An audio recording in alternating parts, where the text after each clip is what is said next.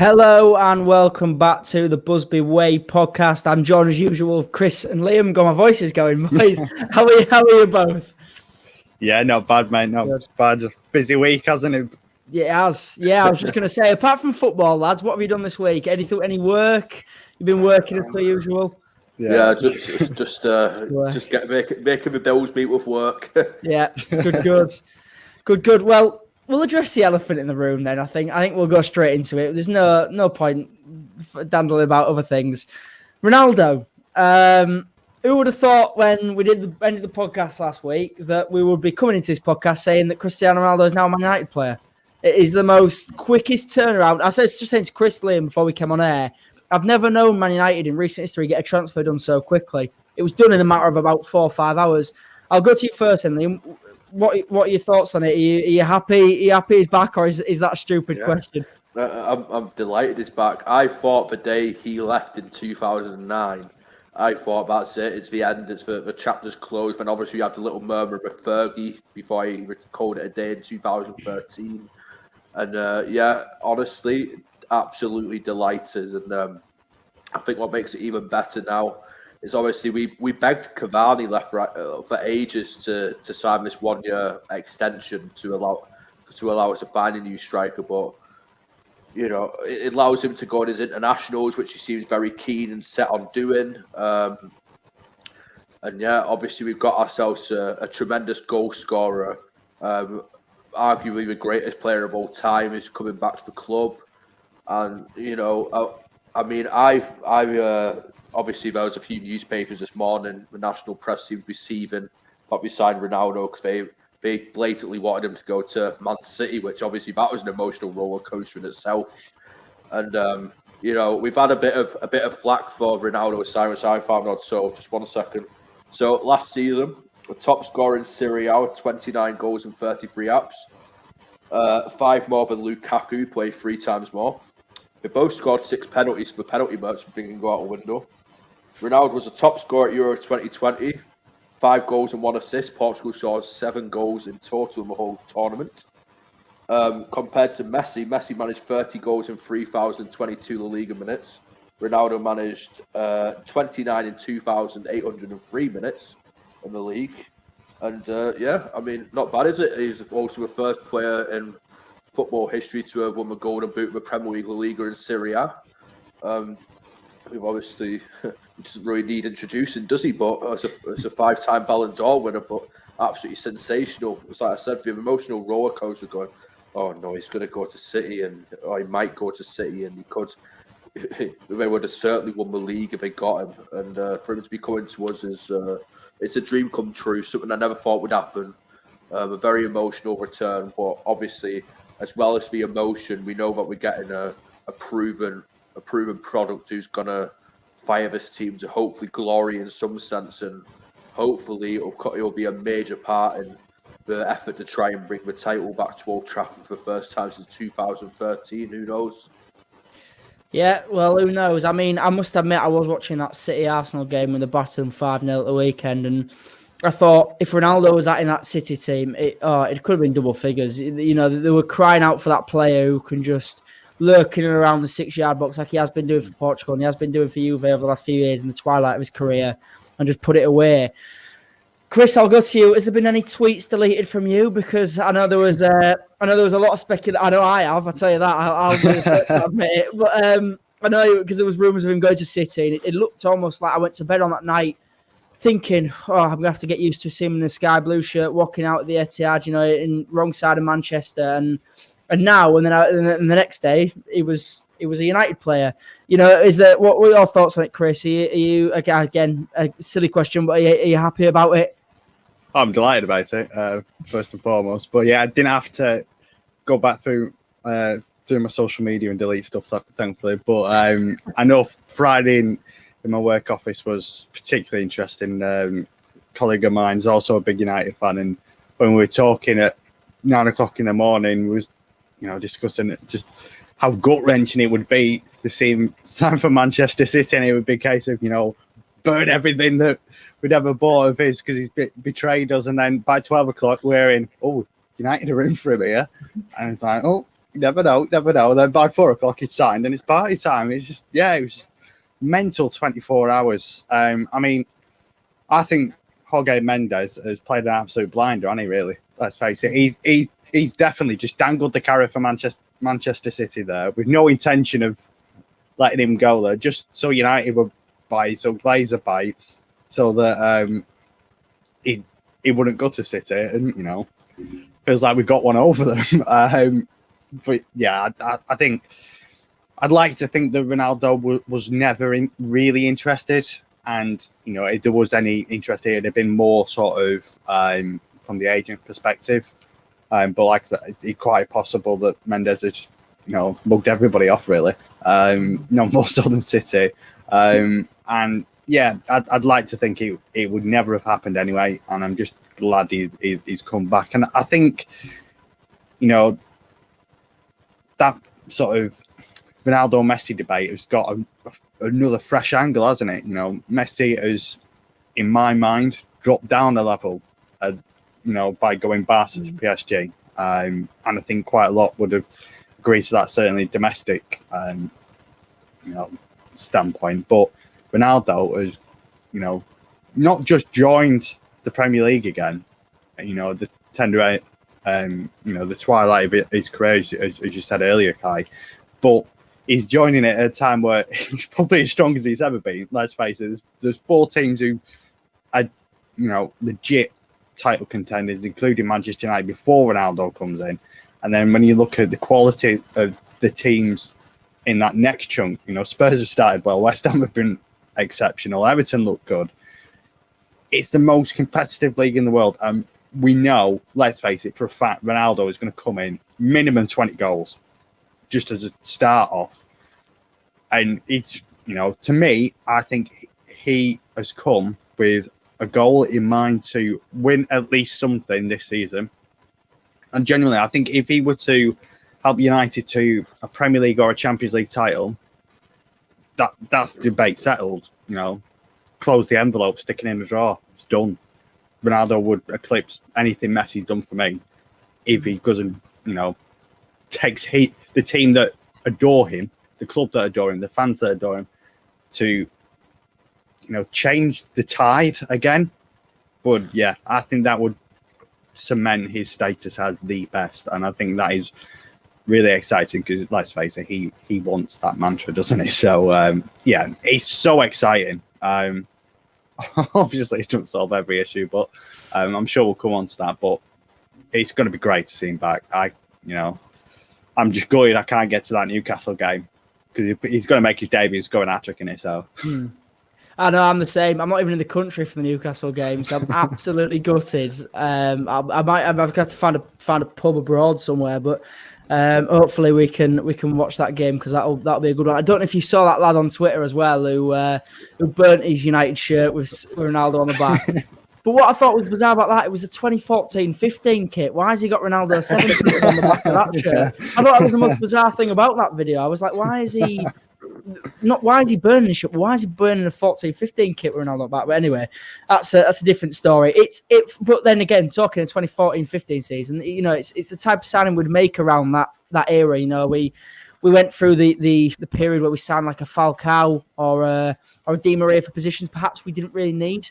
Do you think it's a bit like that, Liam? Do you know what type of role do you think he'll play at United, or can we make an exception just because it is one of you can normally make an exception for signing a player in the twilight of his career like Ronaldo or like Messi? They're probably the only two you can make that exception with. What type of role do you think he'll play next season at United?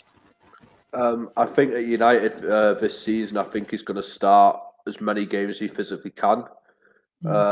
He is that sort of person, that sort of player who comes across that he'll do absolutely everything he physically can in terms of, he's very hungry personality-wise. He wants to score as many goals as he can. He wants to break over records. Ollie even said after the game, a bit like what Tuchel said with Lukaku, he's not here to sit on the bench, he's here to play. And I think because Cavani obviously is going to miss a lot of games through quarantine, and I believe for the Uruguay national team. And obviously, he's a main man for Uruguay with Luis Suarez and other players up front. So I think it gives us a good balance in that sense. And, model professional as well as Cristiano. So, yeah, I firmly expect him to be up front because obviously he's 36 now, so he's not the same flying winger, but his goal scoring statistics are absolutely out of this world. And I feel as though it significantly enhances our attack. Bear in mind, last week we saw Anthony Martial have one effort on goal away at Southampton up front, which is where he's 6 yards out of an open net and he couldn't even score it. So, it's essentially it's a great signing because especially when we have a team full confidence and we're in full flow, hopefully we can get a defensive midfielder before the window closes to balance out the squad. But so Pogba, Fernandes, Rashford, Sancho, and Ronaldo as the more advanced five, and then obviously Wan-Bissaka, Varane, Maguire, Shaw, and David in net or whoever you want to put in net. We've got an incredible team there. It's just one specific position away from becoming a team that will be right up there and maybe even in pole position to fight for a league title. I just think the signature of Ronaldo, it gazumps everything that everyone else has got. I think you won't get a better player in the Premier League than him in terms of as an out-and-out striker and maybe even in the world. So I think when a player like that comes up for grabs, you've got to take him. And I can only see it being a positive thing because, again, it's someone else for Mason to learn off. And obviously, he started the season so brightly. And, it's just, it was a no-brainer because, our stock price soared as well off buying him for around, 15 million, around that sort of price, pushing towards 20-ish, Our stock price soared by 8%, and at one point it was up by around 200 million. So it's only a good one to a good purchase, really. Yeah, definitely. You mentioned there about stock prices. I don't know if you saw City's dropped by 16% as well because of it, which is another thing. It's not only is it the marketable value of United, but it shows the pull that we've got. I think United flexed the muscles in that signing and showed, we are one of the biggest teams in the world left. I think Guardiola even said it, didn't he? I think Guardiola said we're one of the three best teams, biggest teams in the world. So you can see why I moved there. But as well, Liam, you mentioned there, it's someone else off Mason Greenwood to learn from. You look at them young names United have got, like Rashford, like Sancho, who's just come in. What type of stuff does that do, Chris, for the dressing room, having a player like Ronaldo come in? Because we know, we've heard people say about his attitude. He's always the first one there at training, always the last one to leave, even when he's 36. What type of example does that set to players, for example, who maybe are called out for their attitude in the media, like Paul Pogba? Does it mean that they may now have to step up to Ronaldo's level? Yeah, and I think Ronaldo dragged them up to his level, kicking and screaming as well, because I think you've seen it a lot with Portugal, where he's literally dragged that team to winning the Euros in 2016, didn't he, really? And, some of the things he would do, around his team and giving the talks and just raising the level because, the Portugal team that won the Euros in 2016 was a decent team. It, wasn't exactly like a Greece, was it? But they weren't, for me, the best team in it. But they had the best player who everybody else wanted to aspire to be like, and their levels went up because he sets the bar so high. He is the ultimate professional. We see his training methods, the way he looks after himself. He's in better shape now than he's ever been. He's always seemed to be in the perfect physical state to be the best athlete possible. And that's only through hard work. And that will rub off on not just the young lads, but like you say, those that I've had, the criticisms like a Pogba. For me, Pogba should be thinking, now I get to play with one of the best players to ever kick a football. I want to be in that category. Why am I not in that category? I have the ability to be, in the conversation to be, top 10, top 20 players in the world. Let me prove it by playing with him and giving him the service that, he deserves.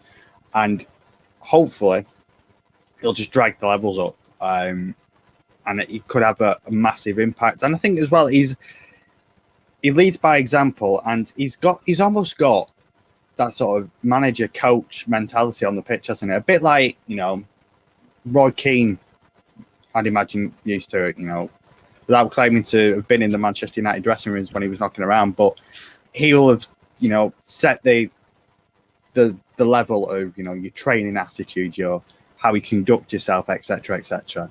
And he will expect that level to be met. Ronaldo's in that category again for me, and such a leader. I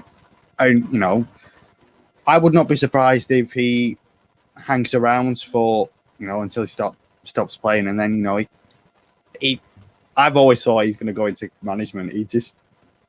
Because I just think he's proved that with, again, that Euro 2016 final, that he was basically a manager for the final, wasn't he? And I think he would love secretly to do an Ollie and take charge of United one day, or be involved in some capacity like that. And maybe, if he stays and finishes off as a player at United, that might be a natural transition. I also think he's probably going to have a similar impact to Van Persie, or he could have that similar impact in the sense that he scores the goals, so he's got to take you, if not to the title, but very close. Because, like I say, he guarantees your goals. Like, they even mentioned the stats are just ridiculous. They're just inhumane, aren't they? Really, the amount of goals he scored, and yeah, I really fear for Newcastle that first game if he plays, because he's going to be right up for that, isn't he? But yeah, he could have an impact way beyond just scoring goals. I think that is a massive reason why it could be a unbelievably good bit of business. Well, yeah, you heard it here first then. Ronaldo, the next manager of Man United. You never know. You never know. Stranger things have happened, haven't they? Yeah, they have. Yeah, they definitely have. Speaking of this summer then, in terms of United making the signs of May this summer, I'll go to you, Liam. They've obviously brought in Ronaldo, and they've brought in Varane, they've brought in Sancho. It's almost like a career mode, isn't it, on FIFA? The type of signings you'd make on a career mode, and people would complain that it wasn't realistic. I think it's that type of window that United have had. Do you think it's been a successful summer? Do you think we'll see any more come in, or any even outgoing, for example? Like, there's been talks of Lingard, but then Ole came out this morning and said he wasn't going. Do you know, has it been a successful summer, or is there still more business to do for Man United? I feel as though it's been an immense summer in terms of those free transfers. I still feel as though while we're in the ascendancy and, we started the league well, we should definitely get a defensive midfielder. We've seen early games that there's still a little bit to improve on. But, it's sensational, really, because we've signed Varane, Sancho and Cristiano for less than what Arsenal has spent in the window this summer. It's just amazing. I think you couldn't have asked for any more in terms of those three signings. If you had to pick, obviously before the start of the summer, if you'd got an ideal for centre-back, you would have said Varane. Said striker, you would have said Haaland, but Haaland isn't on the agenda because he costs so much. And then we went and got Cristiano Ronaldo, who is a better player in terms of his overall career. Haaland obviously has got a lot of potential still to hit lofty heights, and we all wanted Sancho to start the window. So, amazing window. But we're basically on, I put about a 9 out of a 10 with those three signings, or an 8 out of 10. It takes a lot to get a 10 out of 10, obviously, in these books. But, those three signings, if you said three signings, it's going to be, that might be a 10 out of 10. But the defensive midfielder situation is glaring still. So I think while we're in the ascendancy, and I think while we've just got all the, while our share prices, pitching it to the Glazers here, have gone up, a defensive midfielder would be very handy indeed. So, yeah, I think we couldn't have really asked for much more in terms of free signings, as high profile, as high quality as you get. It's nice to be in a situation where we're not looking at chances who might make it. We're looking at people who have proven quality. As for outgoings, it's a strange one. Talks of Amad Diallo's move to Feyenoord maybe collapsing because of a train injury, hopefully. I think moving to Feyenoord would be a good one if he does go, because they're obviously one of the best teams in their league in the Eredivisie in Holland. They'll have the same mentality, expected to win every game, even though obviously they've got PSV and Ajax in their league. Obviously, Ajax is a derby for them. With it being Rotterdam versus Amsterdam. And then there's a situation of Dan James. I think Ollie said after the Wolves match that there's been a lot of inquiries about him. You know, with Sancho, Rashford, Martial can all play on that wing now. He might be one who maybe has to go out on loan or be sold. I don't know. Also, Lingard to West Ham. There's still rumours brewing about that. They look as though they could be signing Nikola Vlasic from CSKA Moscow. They've obviously signed Kurt Zouma in quick time, whereas we all thought that they'd sign Lingard as their first summer signing straight away. But there's rumours that they're looking to get both Lingard and Vlasic. So, you know, for Lingard, he's got to choose for himself now. Is it better to sit on the bench or is it better to start every week? And he's at that age where must be about 27 now, Lingard, around that sort of age where, you know, he should be starting every week at that age. So he's youthful as a squad player. But of course, you know, we need to trim that budget, or we need to trim our squad a little bit. By the sounds of it, we're going to get some another incoming. Trippier looks off the cards, which at the start of the window, I would have been supportive of signing him because he is a good player. Obviously, despite his age of being 30, you know, he still has a couple of years left in him. But the low to Borussia Dortmund obviously died down pretty quickly, as per Fabrizio Romano, who's basically the man when it comes to transfers. And, you know, it just needs to get our defensive midfield sorted and we'll be set, I think, for a really good time. Yeah, definitely. And, you know, it's one of those things where, especially with Jesse, you look at United's squad now, it's a very bloated squad. It's a very, very bloated squad. They've got a lot of midfielders in there, a lot of central midfielders, even though we do need one, you know, of quality. They have got a lot of them. You know, there's people in there on the fringes like Matic. You know, Pereira's gone now, but is he only going out on loan again? Yeah, Pereira. You see, he's going to come back next season again. He scored yesterday, so hopefully that'll trigger short back past the goalie, which he scored off. Is it still there pre-season? No, I think it's actually started. So, right. Whenever they fancy triggering that buy-in clause, you know.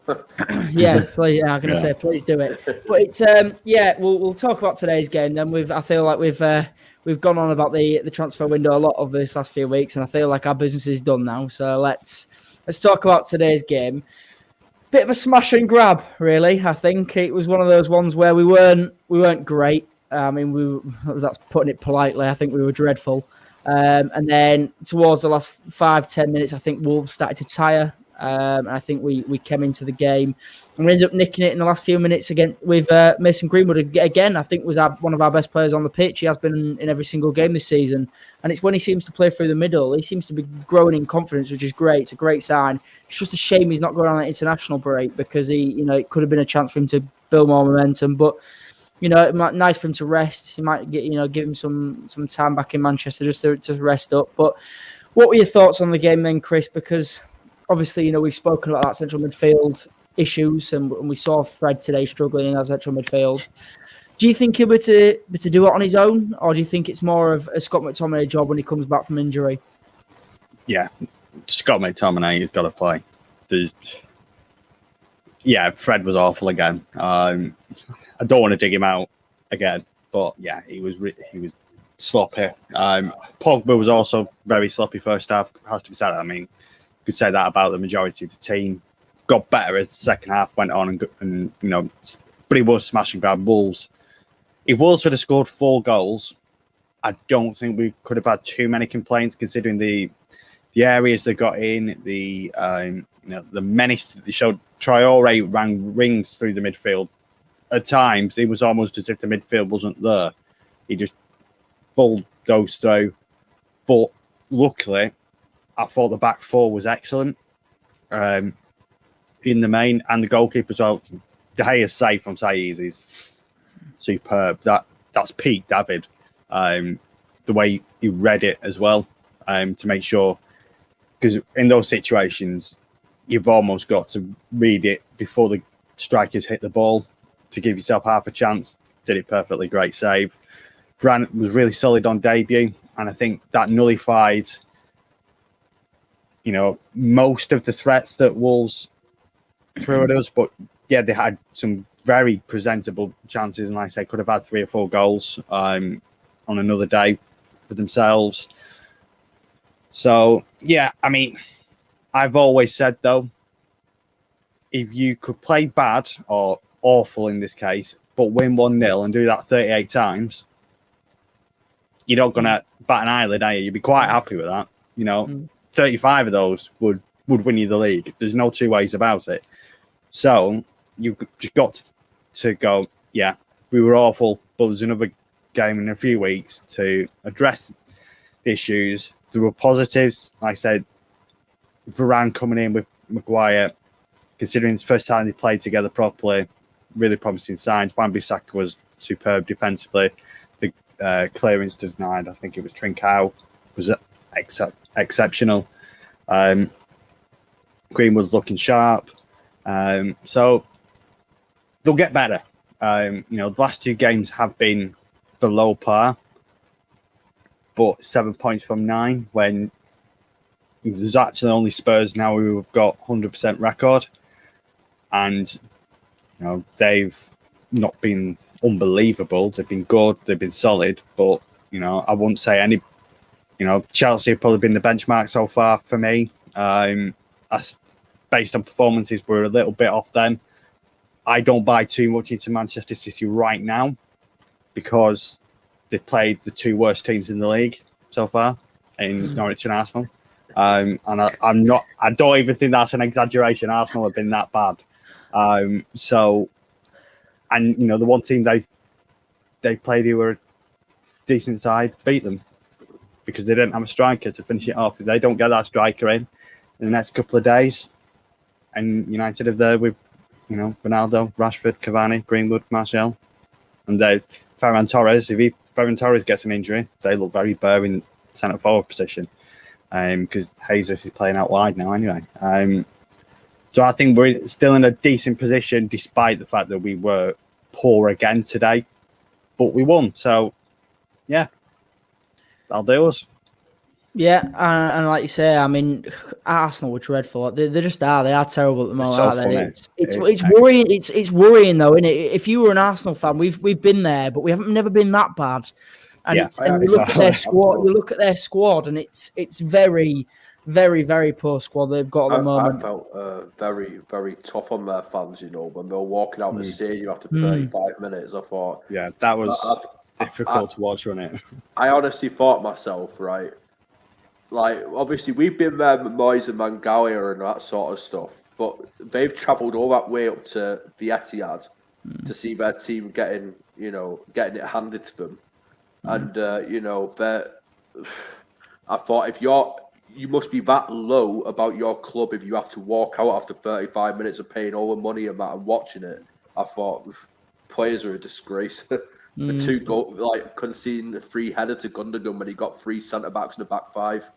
It's just a shocker. Yeah, like I sort of said, that's why I'm still sort of keeping my powder dry with City and in saying that they're the ones to beat. I still think Chelsea are the ones to beat because that Arsenal may as well have not turned up. Whereas United have had tough games. Southampton played well against those Wolves. Wolves were very good, I thought. Well, it's Wolves away as well. Wolves away is never an easy place to go ever. Historically. Us and Spurs have gone there and won 1-0 and both had to work for it and conceded chances. Wolves, were unlucky today. There's no 2 ways about it. If we'd have been beaten today, I'd have just gone, yeah, fair enough. They deserve to win. They did deserve to win. So. If you look at the bigger picture and you take the performance out of it today, it's a great result, really. Yeah. Considering definitely. Everybody else has dropped points by Spurs. Yeah, and well, you say there about City with being a bit bare if they do get an injury to Torres. I really won't put it past them going slapping down 60 million for Lewandowski on the table before this window ends. You can see it, can't you? You can just see that happening. Especially now Ronaldo's gone. Yeah. To United. You can see it happening. But again, you mentioned there with Wolves, and part of me did feel a bit sorry for them. They've now had 57 chances in 3 games and not scored once. That is, for me, screams a lack of clinical. I don't know this new signing they brought in from Leipzig. I know they brought him on loan. They paraded him around before he came out. I don't know where he plays. I don't know what position he plays. He's like a front three into. Is he? Well, hopefully for them, for their sake, you know, he should help them out a bit in that department. But was it? Do you think today, Liam? It was a lack of United being. Not United. Sorry, Wolves being clinical, or was it just United being good at the back? Do you think United was solid with Varane coming in? Because for me, he seemed to slot right in there, almost like it wasn't his first game in the Premier League, and he'd been playing in there, you know, most of the season. What do you think the factor was today in Wolves missing those chances? Was it the fact that they were less clinical than we were, or do you think it was the fact that United was good at the back? It's an odd combination, I think. They should have scored, undoubtedly. We obviously had our good moments. David's save, Wan-Bissaka's block. Just before Wan-Bissaka's block, they actually got in before that, but thankfully Adama Traore, who is all run and pace and a bit erratic with his decision-making, thankfully, he passed it out wide, and his teammates shot from a poor angle. So, you know, they seem to overload sides really well, I thought, Wolves, when they were going forward, and it causes quite a lot of problems. I feel as though perhaps today we were a bit risky with the fullbacks, I felt as though they kept on getting caught off the pitch on the attacks, and I thought Maguire and Varane were excellent for us today and mopped up as much as they physically could. Varane was everywhere when it came to, you know, break him to push versus shove and all that. You know, he did things that, you know, you can see why he's an upgrade on Lindelof. You physically can see why, in terms of, you know, he's beating Jimenez in headers, etc. He's bullying people when it comes to, you know, the aerial duels. Of course, Saiss won the header against him that time, but that was a one-off thing, and David thankfully managed to pull us out. I just feel as though our midfield, without the anchor man, it just doesn't give us much of a foothold in the game. We sort of have to play to more like 70% capability in that midfield, because we have to go a bit cautious to try and not get caught out. But today we really did get caught out a couple of times when it came to playing it forward in quicks. It's like Chris said, Adama Traore was just bulldozing his way through. Because there was that one at the start where he went past Fred with these, then he had Pogba straight away, you know, off that. Yeah, I mean, on another day they could have won, but, you know, we live football in a first-person perspective, and thankfully we won. You know, we just happened to score our goal, and it was worth it. Graham Souness crying on Sky about it with the foul when Neves. To be fair, yeah, if Neves had gone down, and yeah, he would have probably got a free kick, but the fact he took 1, 2, and 3 steps and looked at Mike Dean and went down. And he even said in his interview after, I stayed on my feet to see where the ball was going. And once I realised it had gone away, I went down. And you know, well, obviously, you had the chance to stay on your feet, but you didn't. Graham Souness claimed it was a leg breaker on Sky, by the way. Despite it was just his toe. It was just the edge of Pogba's toes flicking on Neves' shin pad. So it would have been, you know, must have legs made of polystyrene or something. Probably broke Eric Bailly's leg. Probably someone made of glass. Do you know what I mean? Like Eric Bailly. You know, it was. You know, our goal was very smash and grab, because obviously Greenwood forced an error out of the goalkeeper, really, because I think the goal we should have had it, but, you know, his feet to get around a defender and to drill it across was really impressive. I just think, I don't think we tested the goalie enough. I think that was certainly one thing that we didn't do. I can only recall maybe 3 or 4 efforts at a goal where we tested the goalkeeper. Obviously, we scored an offside goal, but that counts for nothing at the end of the day.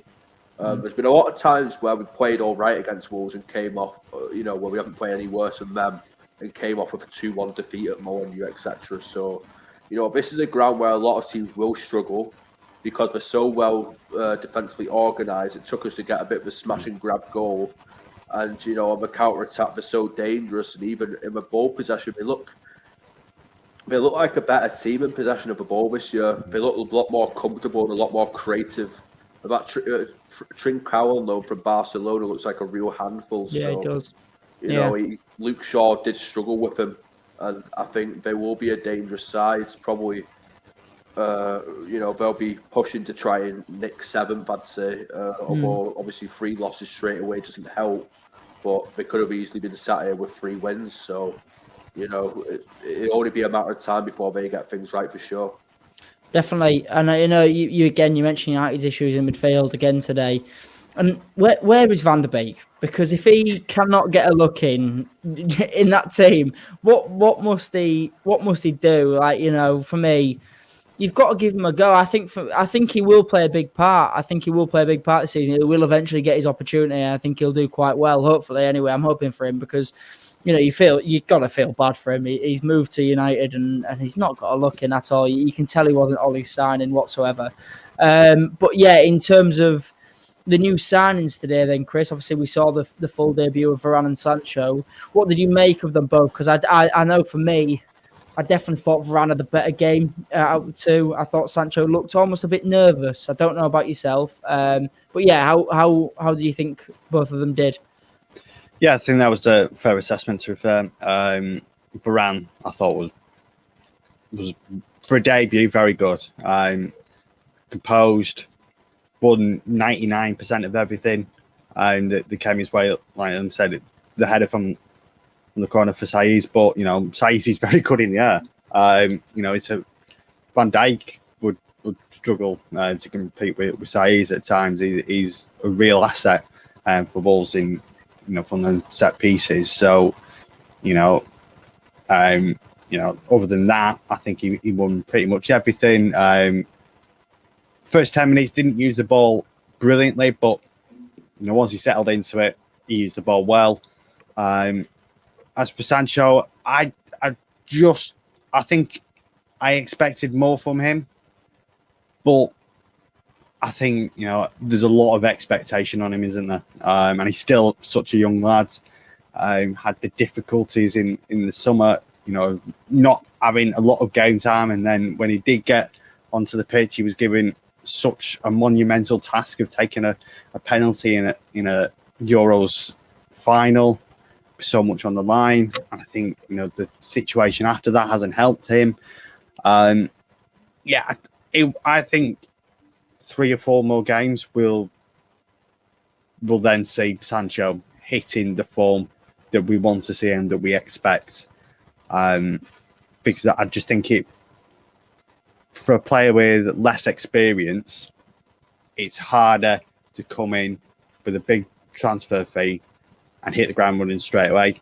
Varane, he's won everything, man. I mean, he's so experienced, played at the very top with the best national team in recent times. After that great Spanish side, it was the French side that really stood out, wasn't it? In back-to-back finals, winning one of them. Multiple Champions League winner with Real Madrid. So he'll have come in, totally unfazed. He can play at whatever level. He's a proper top quality centre half who's been there, done it. Sancho, he's a really quality player, but he hasn't had the, Dortmund's expectations are high, but they're not Manchester United high. And might just take a couple of games for him to hit the ground running. But, we've seen glimpses, haven't we? When he's taken on a play and just beating with ease.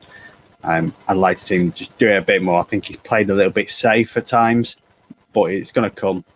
But yeah, Varane in particular, very, very positive early signs for him.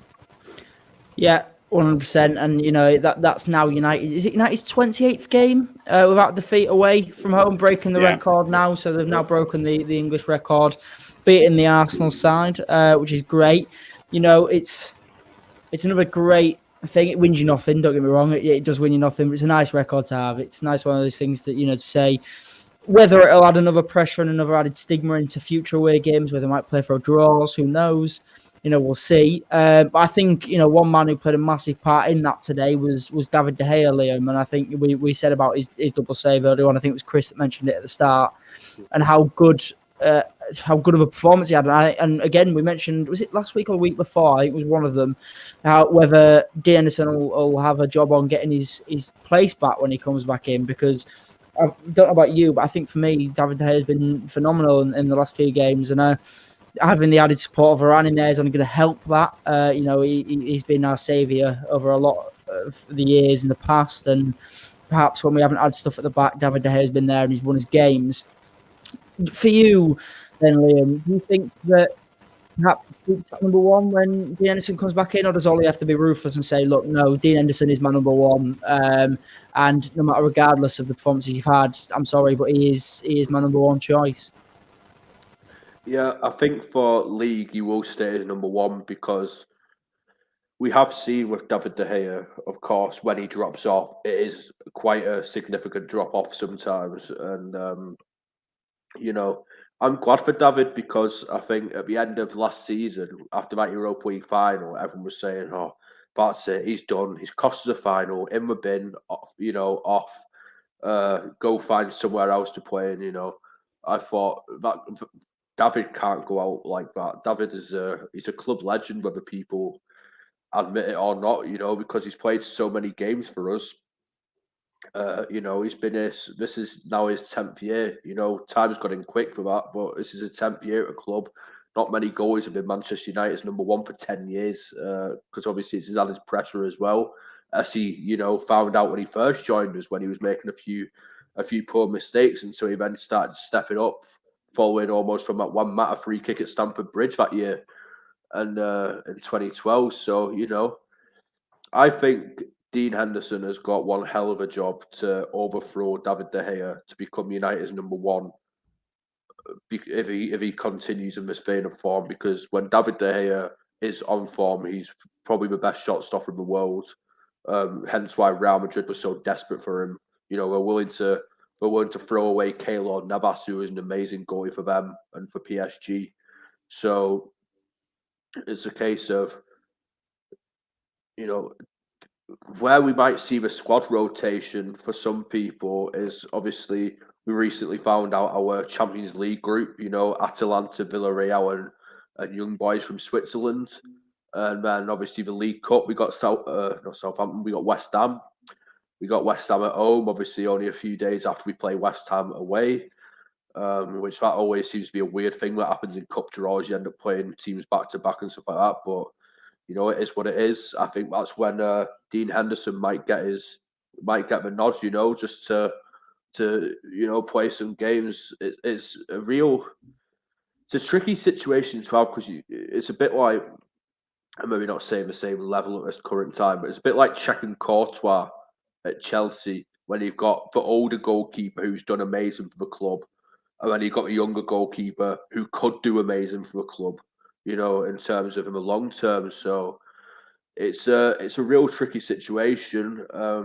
But David, for me at the minute, is undroppable in his current form. And, if you put it into perspective, the goals we've conceded is a Luke Ayling screamer from 25 yards out, which won Leeds United their moment of the season at this point, before they conceded a minute later. And then, obviously, then there was the own goal at Southampton, where Che Adams' shot has took a massive deflection off Fred and dropped him in the corner, can't do anything. So, yeah, and the save just proves what he can have when he's on form. He can be unbeatable. So, yeah, I think he's number one choice for me at the minute, and I don't see it going any other way. I think Dean will get the cup games as it stands. Yeah, I agree. I didn't think I'd be saying that this time last season, but I think that De Gea probably deserves to keep his number one. I don't think you can drop him out of this form when he's playing well. But yes, we'll wrap it up there then, lads. I mean, we haven't got a game to look forward to because we've got the international break. Can't wait. We all know we love an international break on this podcast. We've said it multiple times on here. But yes, thank you both for joining me as per usual. If you haven't already, make sure you check out the content put out on the local TV channels. It's on the YouTube, it's on the website. Go check them out. Some great content getting put out there, and it gets put out every single day. But yeah, I don't know if we're doing one next week, lads. We haven't been told, but we might see you next week. Who knows? Because with the being international break, I don't know if there'll be much for us to talk about. We might talk a bit about the United players in the England team. I don't know when United play. When England play, but I don't even know who they play. To be honest with you, I hate the international break. I can't stand it. But yeah, we're all on the Premier League football. We'll be back. Looking forward to the Newcastle game when Ronaldo hopefully makes his return debut. So who knows? Thank you all for joining me as per usual, and goodbye.